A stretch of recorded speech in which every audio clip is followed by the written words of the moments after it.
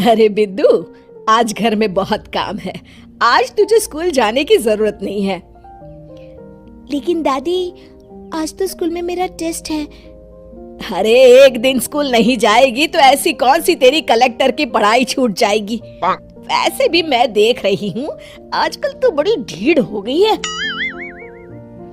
अपनी दादी की बातें सुनकर बिंदु नाराज हो जाती है। तभी उसकी माँ कहती है, अरे बिंदु, इतनी छोटी बात पे मुंह फुलाने की क्या जरूरत है। दादी बिल्कुल सही कह रही हैं। लड़कियों को तो घर के काम काज सीखना चाहिए। अरे बहू, रमेश के लाड़ प्यार ने इसे बिगाड़ रखा है।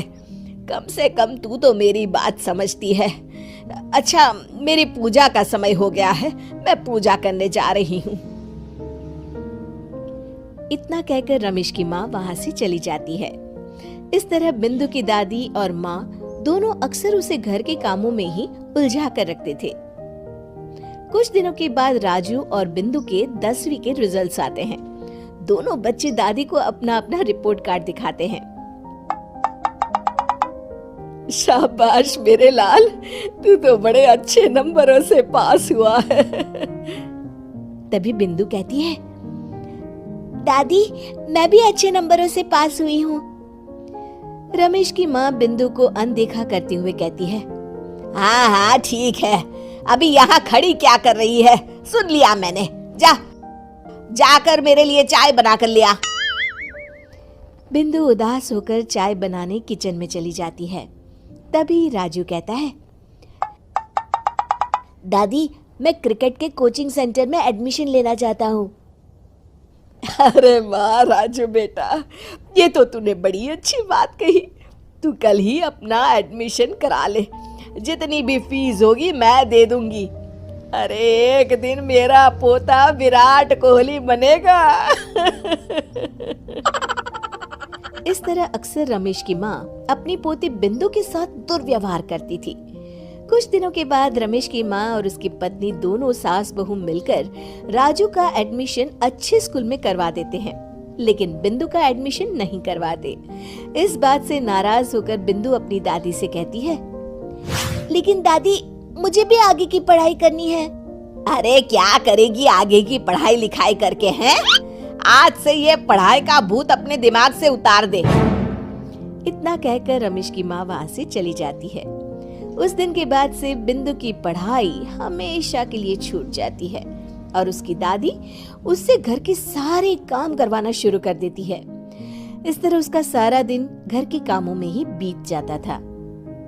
कुछ दिन बीत जाते हैं और एक दिन रमेश छुट्टियों पर घर आता है। बिंदु को घर के काम करते हुए देख उससे कहता है, अरे बिंदु बेटा, तुम स्कूल नहीं गई? पिताजी, दादी ने मेरा एडमिशन कराने से मना कर दिया है। वे कहती हैं घर पे रहकर घर के काम करना सीख। अपनी माँ का ये बर्ताव देख रमेश को बहुत गुस्सा आता है और वो अपनी माँ से कहता है, माँ ये तुमने क्या किया?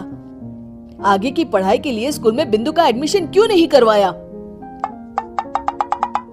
अरे बेटा, लड़की जात है, ज्यादा पढ़ लिख कर क्या करेगी? वैसे भी शादी के बाद तो इसे घर के ही काम करने हैं ना। तुम किस जमाने में जी रही हो माँ? अगर कल्पना चावला के घर वाले भी तुम्हारी सोच के होते तो क्या वो पूरी दुनिया में हिंदुस्तान का नाम रोशन कर पाती? इसका स्कूल छुड़वाकर तुम इसका भविष्य बर्बाद कर रही हो, लेकिन मेरे रहते ऐसा नहीं होगा। बिंदु बेटा, कल ही तुम्हारा एक अच्छे स्कूल में एडमिशन करा दूंगा। तुम जितना चाहे उतना पढ़ो। मेरे होते हुए तुम्हें किसी बात की चिंता करने की जरूरत नहीं है। अपने पिता से हौसला पाकर बिंदु खुश हो जाती है और कहती है, जी पापा, मैं खूब मन लगाकर पढ़ाई करूंगी और बड़ी होकर डॉक्टर बनूंगी। ये हुई ना बात। शाबाश मेरी बेटी। शिक्षा, लड़का हो या लड़की, हमें दोनों को आगे बढ़ने का मौका देना चाहिए।